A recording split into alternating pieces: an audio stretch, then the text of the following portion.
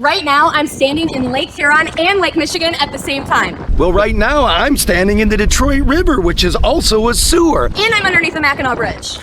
And I'm right between the Ambassador Bridge and the brand new Gordie Howe Bridge. Let's go swimming. Let's go swimming. Did you know in Alexander Henry Park in Mackinac City, you can go swimming underneath the Mackinac Bridge? It's really rocky, so make sure you pack some swim shoes. Did you know between Canada and Detroit, you can go swimming in toilet water bound for Toledo?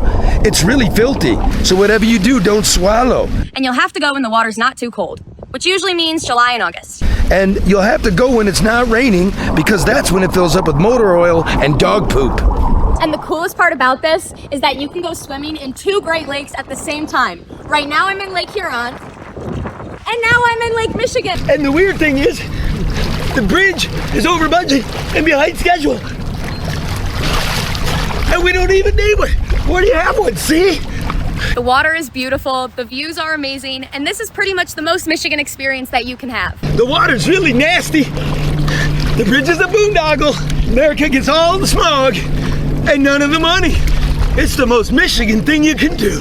For Michigan Enjoyer, under the Mackinac Bridge, I'm Lottie Morehouse. For the Michigan Enjoyer, and on my way to Detroit receiving for a penicillin shot, I'm Charlie LeDuff.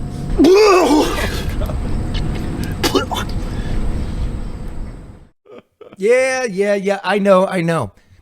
The receipts. Videos are fun, but the receipts. Okay, here's the receipts. Someone suddenly flipped the lights on at the still unfinished Gordie Howe International Bridge the other week, and the town went berserk. And why not?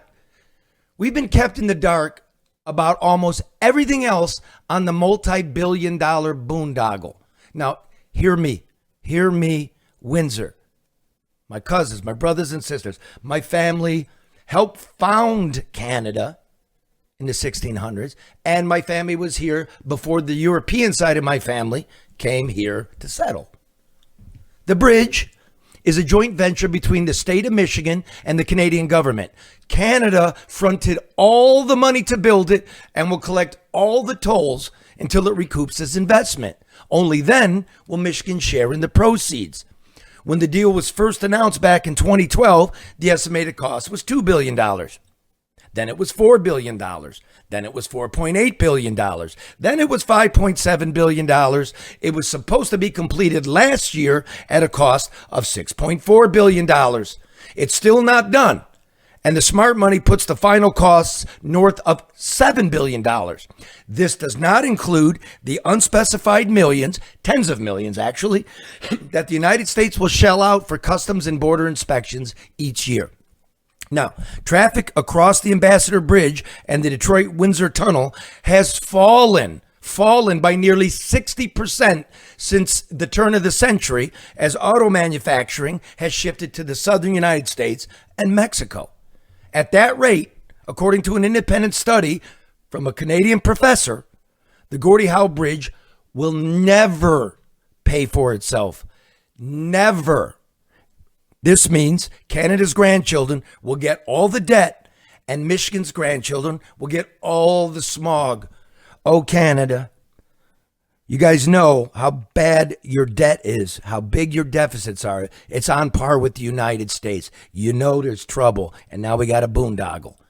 To date, no one has clearly explained how the bidding process worked.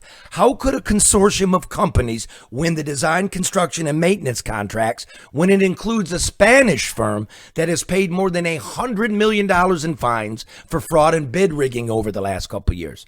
Canada, you're our neighbor. Spain ain't. Doesn't that present a security risk? And where did the steel from the bridge come from? Was it made in the U.S., Canada, China, a mix of Canada and China? Again, we haven't been told. They haven't given me an answer. They haven't given the receipts. Isn't this what the tariff war is all about? Now dig this.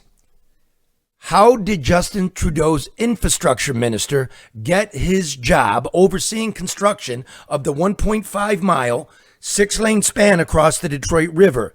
The man, a former bus driver, has no college degree, no construction experience, and spent nearly 2 years in an Indian prison for suspected ties to terrorism. Why wasn't the Maroon family, who owns the Ambassador Bridge, allowed to finish a new span with $1 billion in private money as they had offered? Taxpayers wouldn't have paid a nickel.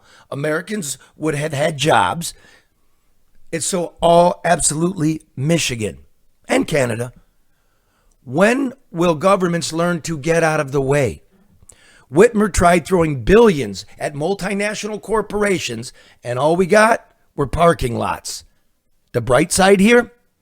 At least we get some tasteful LED lighting twinkling on the Detroit River.